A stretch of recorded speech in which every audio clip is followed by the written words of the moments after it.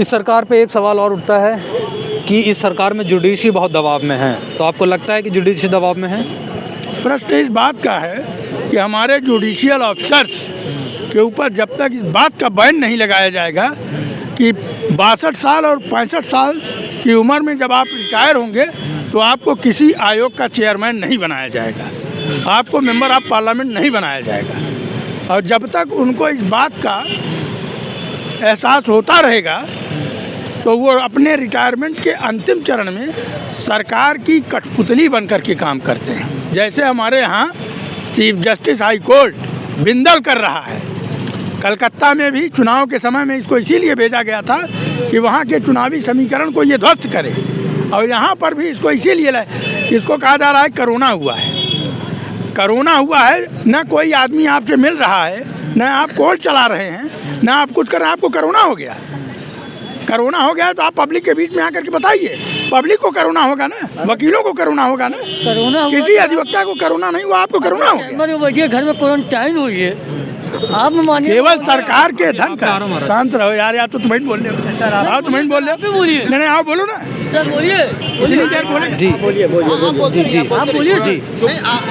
आपने chief justice of high court Allahabad पे ये टिप्पणी कसी है, तो आपको सच में लगता है कि यहाँ पे जुडिशरी जो कि एक इंडिपेंडेंट सिस्टम है, देखिए जब वो सरकार की कठपुतली बन गया है? जब सरकारें मजबूत स्थिति में रहती हैं तब हमारे उच्च न्यायालय हों चाहे सर्वोच्च न्यायालय हो, यहाँ के जजेस दबाव में काम करते हैं। नमस्कार, स्वागत है आपका मेट्रो बॉक्स की चुनावी यात्रा जनता जी में। और आज हमें इलाहाबाद जनपद में आज हमें इलाहाबाद हाई कोर्ट, और सर हमारे साथ जुड़े हुए हैं। सर से पूछते हैं कि क्या माहौल है यहाँ पे राजनीति का। तो आपका नाम सर? किताब अली एडवोकेट, उच्च न्यायालय इलाहाबाद। क्या माहौल लग रहा है आपको इस बार उत्तर प्रदेश में? उत्तर प्रदेश में योगी सरकार जाएगी। उत्तर प्रदेश में भ्रष्टाचार, महंगाई और खासकर किसानों के साथ योगी सरकार ने बहुत बड़ा दुर्भाव किया है। किसानों की फसल तैयार है, घर पे रखी हुई है, कोई खरीदने वाला नहीं है। सारी धान की बिचौलियों के द्वारा बेचा जा रहा है। किसानों की धान घर पे रखी हुई है, धान की खरीदारी नहीं हो रही है, और खाद बीज महंगा कर दिया गया है। किसान त्रस्त है, और जो किसानों की फसल तैयार भी होती है उसको जो योगी जी के द्वारा और मोदी जी के द्वारा जो जानवर रोड पे चल रहे हैं, वो साड़ों से पूरी किसानों की फसल चरी जा रही है। इसलिए जनता और किसान, महंगाई से जनता, आम जनता और किसान, इनके महंगाई और किसानों का सही उपज का मूल्य न मिलने की वजह से जनता त्रस्त है इनसे। आपका नाम? एडवोकेट गुलाम फरीदुद्दीन। उत्तर प्रदेश 2022 के विधानसभा चुनाव में आपके लिए अहम मुद्दे क्या होंगे? अहम मुद्दे हमारे होंगे रोजगार, चिकित्सा, और जो यहाँ पर सुनवाई नहीं हो रही, न्याय व्यवस्था भी देख ही रहे हैं किस तरह से चल रहा है। कोरोना काल को लेकर के न्याय व्यवस्था वगैरह सब पूरी ठप चल रही है। हम वकीलों के ऊपर जो इस पे आश्रित हैं, जो कि न्याय व्यवस्था पर भी आश्रित हैं, जिनका रोजगार वकालत है, उनका वकालत 18 महीने के किस तरीके से हम लोग ने काटा है। 2020 पूरा हम लोग का गया, 2021-22 आ गया, इसमें भी यही सब चल रहा है। अगर इसी तरह सब बना रहा तो हम लोग क्या करेंगे? हम लोग ये रिक्शा चलाएं, फिर वकालत का पैसा छोड़ करके हम लोग रिक्शा चलाएं या फिर कुछ और काम करें। तो क्या क्या परेशानियां हैं, अगर आप इलैबोरेट करें? परेशानियां हम लोगों को ये है कि हम लोगों के रोज़गार पे बहुत असर पड़ रहा है, बहुत ज़्यादा असर पड़ रहा है। एडवोकेसी पे बहुत असर पड़ रहा है। इसमें जो हम लोग जैसे अभी नए एडवोकेट जो हैं, उनको तो ज़माने में भी कई साल लग जाएगा। जो पुराने हैं उनकी बात अलग है, लेकिन जो नए एडवोकेसी में उतरे हुए हैं उनका कैसे क्या चलेगा? वो क्या करें? इतना पढ़ाई लिखाई करने के बाद फिर आप वही सब करें, जा करके लेबरगिरी करें, पकौड़ा तलें, ये करें, क्या करें हम लोग? तो हम लोग का मुद्दा तो यही है ना इस वक्त। आपका नाम? तारिक निहाल जी। तारिक निहाल। आपके लिए क्या अहम मुद्दे हैं 2022 विधानसभा चुनाव के लिए? अहम मुद्दे सरकार आवे, बेरोजगारों को रोजगार दे, देश प्रदेश हमारा जो है तरक्की की ओर जाए। तरक्की की ओर जाए। और तो ये सरकार तरक्की की ओर नहीं ले जा पाई? नहीं कर रही है। कर रही है। कर रही है। क्या काम लगे आपको बढ़िया? भाई रोडें बनवा रही हैं, सड़क बनवा रही हैं, 4 लेन बन रहा है, और बस ये रोजगार नहीं दे रही है। रोजगार मेन मुद्दा है। बिजली महंगी हो गई है। बिजली महंगी हो गई। आपने किसानों की बात कही जी 1 साल धरने पे बैठे रहे किसान जी किसानों को अलग अलग नाम से नवाजा भी गया। जी। अब सरकार ने तीनों बिल वापस ले लिए हैं, तो इस पर आप क्या कहेंगे? सरकार किसानों का जो बिल वापस लिए हैं, 1 साल किसान आंदोलन किए, 700 किसानों की जानें गई, और उस बिल से क्या फ़ायदा मिला? फ़ायदा मिला कि हमारे एक गरीब घर का किसान वहाँ सड़क पे सालों पड़ा रहा और 700 लोगों की जान चली गई। उस पे सरकार क्या कर रही है? बिल वापस करने से वो 700 जवानों की जिनकी हत्या हुई, जिनकी मौत हो गई, जिनका घर बर्बाद हो गया, उसके लिए सरकार ने क्या किया? प्रधानमंत्री जी ने जिस दिन बिल वापस लिए थे, उन्होंने संबोधन में 2 लाइनें कही थी कि मैं किसान हित में ये बिल लाया था और देश हित में ये बिल वापस ले रहा हूँ। तो इस पर आपका क्या कहना है? उन्होंने किसान हित में नहीं, अगर किसान हित की बात किए होते तो MSP लागू करें, स्वामीनाथन की रिपोर्ट लागू करें, और किसान को सही भाई एक जूता व्यापारी, बिस्कुट बनाने वाली कंपनी अपने जो भी जिस चीज़ को तैयार करता है फैक्ट्री में, उसकी MRP वो खुद तय करेगा, और किसान अपने उपज का मूल्य का निर्धारण सरकार करेगी। किसान उपज करे और उसका निर्धारण सरकार करेगी। ठीक। किसानों से जुड़ा हुआ अगला सवाल ये है कि अगर प्राइवेटाइज होती है किसानी, तो इसमें फ़ायदा है घाटा है? प्राइवेट अगर ये कर देंगे, सारा सिस्टम तो पूरे देश की सारी व्यवस्था को प्राइवेट, जब सरकार के पास कुछ रहेगा ही नहीं तो सरकारी व्यवस्था सारी ख़त्म हो जाएगी। हम लोग की अधिवक्ता के साथ साथ हम लोग किसान हैं, और किसानों के साथ जो ये सरकार इतना गंदा मजाक किया है, और किसान की आमदनी दुगने करने की जगह पर किसान को ये बेरोजगार कर दिए। किसान आज दर ठोकर खा रहा है, और किसान की उपज, मैं यही इलाहाबाद जनपद का और एक यही जमुना पार में जा कर के आप पता लगा लीजिए, किसानों की धानें घर पे रखी हुई है, कोई खरीदने वाला नहीं है। इसलिए हम एक अधिवक्ता हैं और मांग करते हैं कि स्वामीनाथन रिपोर्ट लागू करें, MSP लागू करें, और किसान के उपज का सही मूल्य दिया जाए। ठीक। आपने जुडिशरी की बात करी, और 2 साल पहले आपने सुप्रीम कोर्ट के जज धरने पे बैठते हैं और बोलते हैं कि जुडिशरी प्रेशर में है, तो आप इसको कितना मानते हैं इस बात को? 100% प्रेशर में है जुडिशरी, क्योंकि इस वक्त जितना भी जो भी न्यायालय से काम चल रहा है, जो भी चल रहा है, जो न्यायालय आते हैं आप उनसे पूछिए, 50-50, 60-60 किलोमीटर दूर से क्लाइंट आता है, हाई कोर्ट आता है या डिस्ट्रिक्ट कोर्ट कहीं भी आता है मुकदमे के लिए अपने, और ये व्यवस्था देखते हुए वर्चुअल चलेगा तो कैसे काम चलेगा? वर्चुअल में सारे केसेस नहीं चल पाते, नहीं कुछ हो पाता है। नहीं, किस दबाव में है जुडिशरी में, सवाल ये है। ये जुडिशरी जो दबाव में है वो तो सभी लोग जान रहे हैं कि क्या दबाव में है, और उसमें कहना क्या है सभी जानते हैं, वो उसमें कहने कोई बात ही नहीं है। अगर आप खुल के बताना चाहें तो? हम कुछ नहीं खुल के बताना चाहेंगे, क्योंकि जो है वो सब समझ रहे हैं, सभी लोग समझ रहे हैं, सब समझ रहे हैं उसमें। तो ये दबाव कैसे हटेगा? ये दबाव ये गवर्नमेंट जाएगी तो हटेगा, ये गवर्नमेंट जाएगी तभी हटेगा ये दबाव। क्या कह रहे हैं? यहाँ जुडिशरी दबाव में नहीं। आपको ये लगता है कि जुडिशरी दबाव में है?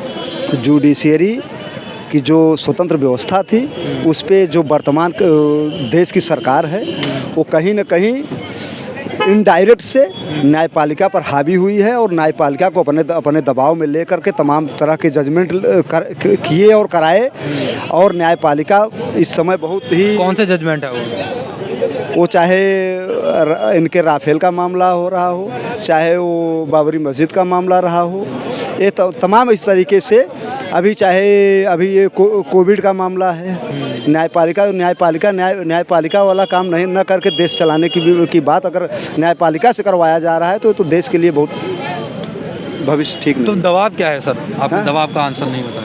दबाव ये है कि न्यायपालिका को न्यायपालिका स्वतंत्र है तो न्यायपालिका को स्वतंत्र रखा जाए। सरकार का कहीं न कहीं डायरेक्ट न्यायपालिका पर दबाव है, ऐसा आम जन को महसूस हो रहा है। अब आपकी बात अगर मैं मोटा समझ पा रहा हूँ तो आपका ये कहना है कि ये जो फैसले लिए गए हैं सरकार की तरफ से, जो सरकार कहती है कि हमारी सरकार के सबसे बड़े फैसले हैं ये, तो ये जुडिशरी के थ्रू लिए गए हैं जी। तो आपको क्या लगता है कि जुडिशरी ने यह फैसले दबाव में आके दिए हैं। बिल्कुल बिल्कुल, ये मैं जबान मेरी है, लेकिन आवाम में यही बात है कि सरकार के दबाव में जो भी जजमेंट लिए गए, आवाम यही कह रही है कि सरकार के दबाव में फैसले दिए गए हैं। आपसे सवाल है कि अगर दबाव में सरकार ने फैसले लिए हैं और ये संविधान कहता है कि अगर सुप्रीम कोर्ट ने कोई फैसला लिया है तो ये सबके लिए मान्य है। हाँ, मान्य है। सुप्रीम कोर्ट का बात माना ही जाएगा, उसके बाद लास्ट कोई बात रही नहीं जाती है। इसलिए जो सुप्रीम कोर्ट न्याय करेगी वो सबको मानना पड़ेगा, वो सबको मानना पड़ेगा। हर एक भारतीय को वो लागू होता है, वो चाहे जो भी हो, सब पे लागू होता है। वहाँ पर जाने के बाद फिर सब मामला सब वहीं पे फिनिश हो जाता है, उसके आगे कुछ नहीं है। ठीक, आपने ये बोला, पर एक नेता हैं ओवैसी हैदराबाद वाले, वो न्यायपालिका सुप्रीम कोर्ट के इस फैसले पर सवाल उठाते हैं। देखिए, वो देश के सबसे बड़ी पंचायत के प्रतिनिधि हैं, वो सांसद हैं, वो सदन में अपनी बात को जो देश हित में हो उसकी बात को उठाना एक उनका नैतिक धर्म है।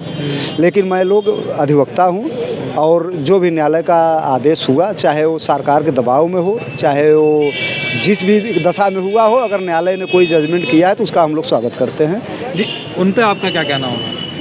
भाई वो तो वो मेंबर ऑफ पार्लियामेंट है, उनको देश हित में अगर कोई उनको लग रहा है देश हित में कोई बात रखना तो अपना बात उठा रहे हैं, कोई उसमें।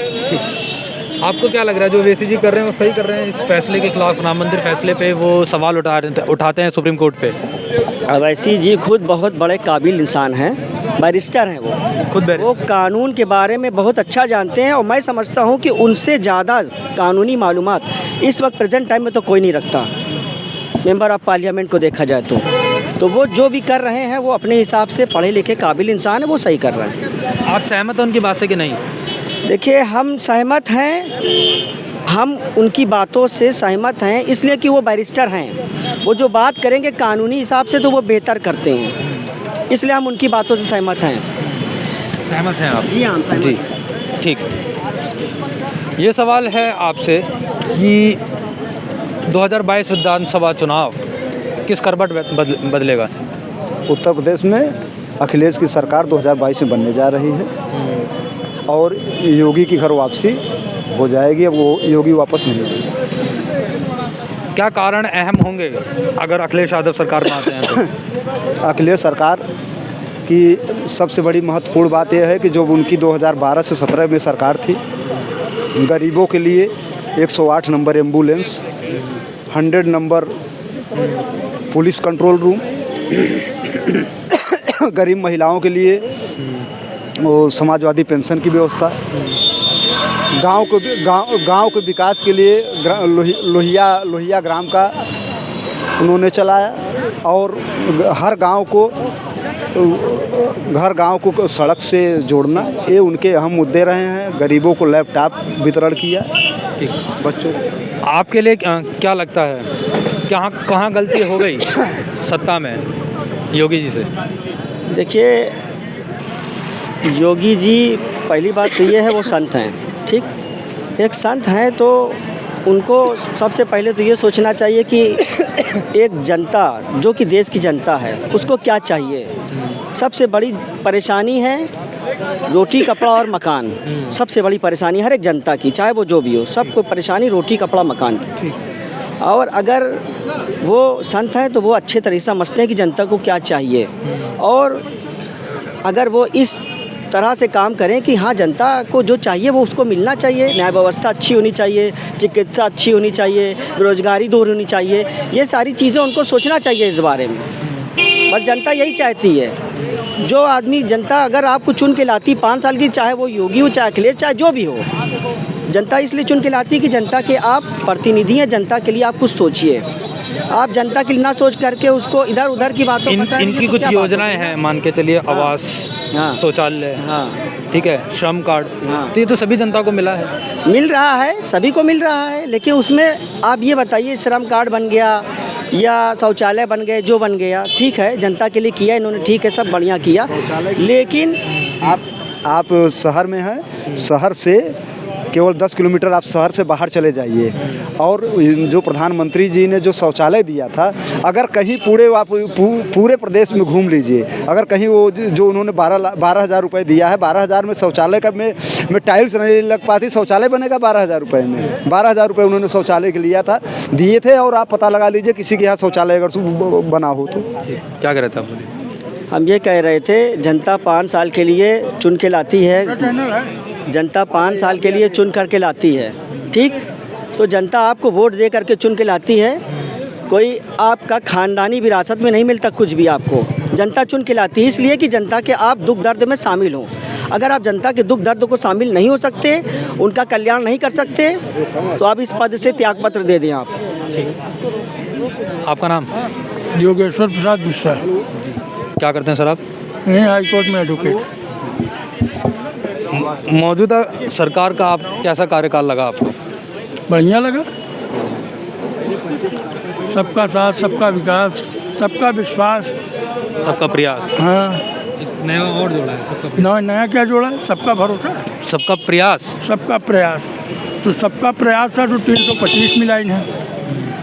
सबने प्रयास किया तो उन्हें 325 सीट मिली। और 325 सीट पाने के बाद पूरा कोरोना काल आप लोगों ने देखा, कितना कवर किया आप लोगों ने। इनकी काली करतूतों को आप लोगों ने कितना दिखाया पब्लिक को। पब्लिक के साथ इन्होंने क्या सद्व्यवहार किया उसको भी आप लोगों ने देखा, तो कितना देखा और कहाँ तक पब्लिक को दिखाया। अब वह सुअवसर आप लोगों को मिला है कि पत्रकार गण देश की अस्मिता, सुरक्षा, संरक्षा के लिए, एकता, अखंडता के लिए इनके जो 5 साल के कुत्सित प्रयास थे, उनको पब्लिक के बीच में डिजिटल इंडिया के माध्यम से प्रस्तुत करें और दिखाएं कि देखिए इन्होंने कोरोना काल में क्या किया, जीएसटी में समय में क्या किया, नोटबंदी के समय में क्या किया, शिक्षा मित्रों के साथ इन्होंने कौन सा सद्व्यवहार किया अम्बेडकर भवन पर लखनऊ में। उसके बाद इन्होंने शिक्षकों के साथ कौन सा सद्व्यवहार किया है, किस तरीके से शिक्षकों को इन्होंने मरवाया। जब हर लड़कों को BA, MA, BEd, BTech, MTech करने के बाद पकौड़ा ही टलना है, तो उसके लिए कोई क्वालिफिकेशन निर्धारित है क्या है? माँ बाप टूटियाँ हैं जो बच्चों को बीटेक, एमटेक कराते हैं, एमबीबीएस कराते हैं, एमडी कराते हैं। जब आपका मिनिस्टर नंदी पकौड़ा टलेगा, तो जब सब कुछ पकौड़ा भी उसी को टलना है, नेतागिरी भी उसी को करना है, कमीशन भी उसी को खाना है, पब्लिक की हत्या भी उसी को करना है, तो किस बात के लिए चूतिया बनाया जा रहा है जनता को? ये सरकार ये बोलती है कि आज का नौजवान नौकरी करने वाला नहीं, नौकरी देने वाला बनेगा।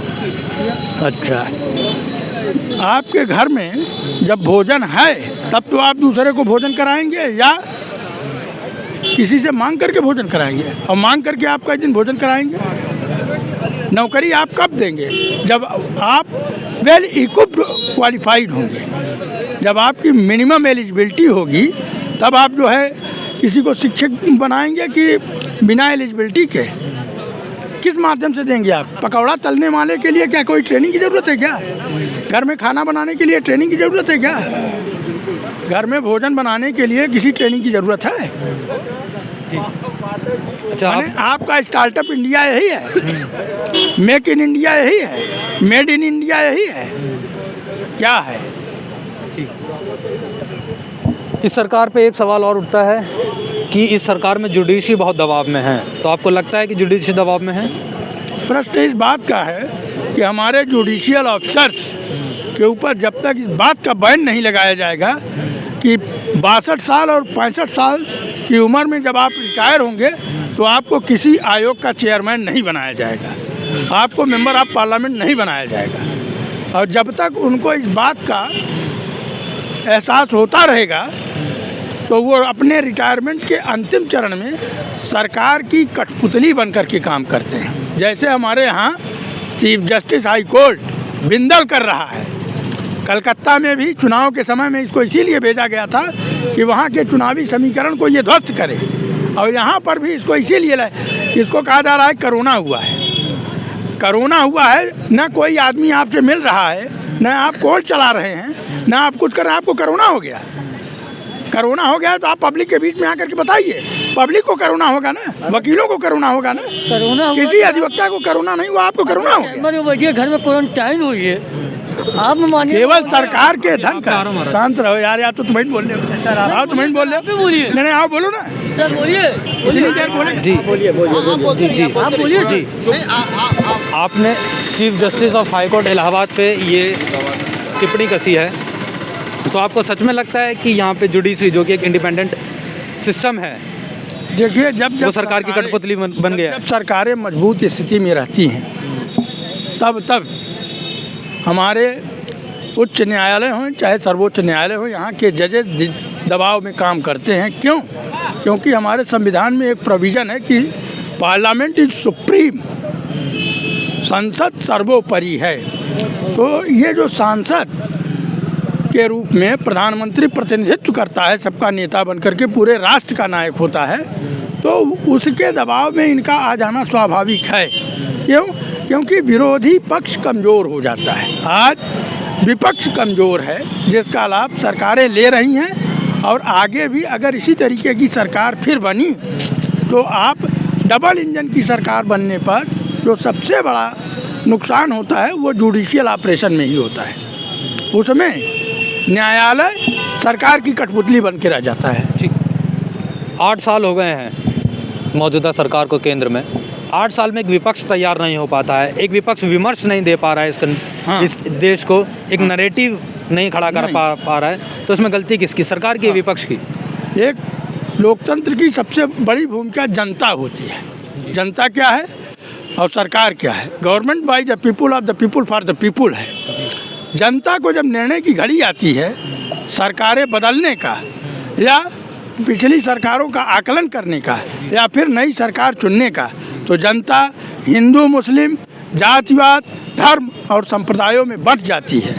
उसको राम मंदिर चाहिए, किसी को हिंदू मुस्लिम चाहिए, किसी को अपने वर्ग का प्रतिनिधित्व चाहिए। तो ऐसी स्थिति में विकास जो मुख्य एजेंडा है वो, और जो एक सशक्त विपक्ष की आवश्यकता महसूस होती है लोकतंत्र को बचाने के लिए, वो ख़त्म हो जाता है।